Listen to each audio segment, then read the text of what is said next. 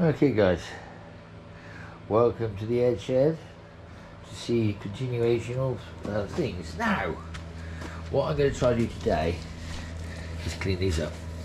As you can see, I got them apart. Now, they're actually quite amazing because there's no holes through here like on some of them on the front ones you get a hole through, and then this has got the pipe goes across the two. So one pipe is goose, but I've got the pattern of it, so.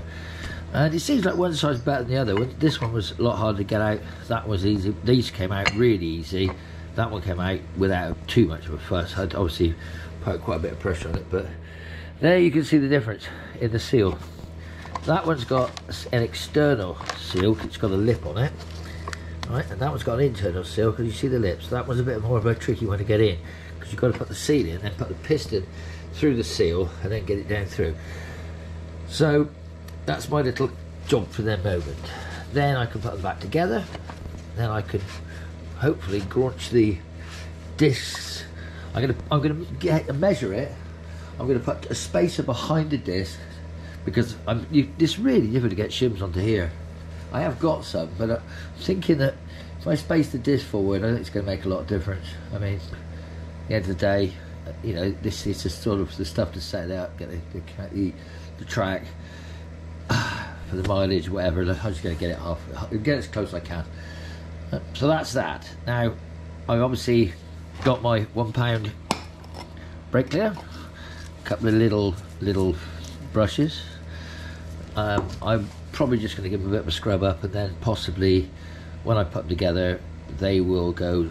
They probably won't get painted. So to be honest, I mean, they might do. I don't know. I doubt it. You know? Obviously, the seal kit has disappeared off the face of the earth, but anyway, it's probably here somewhere. Oh, I think it might be in there.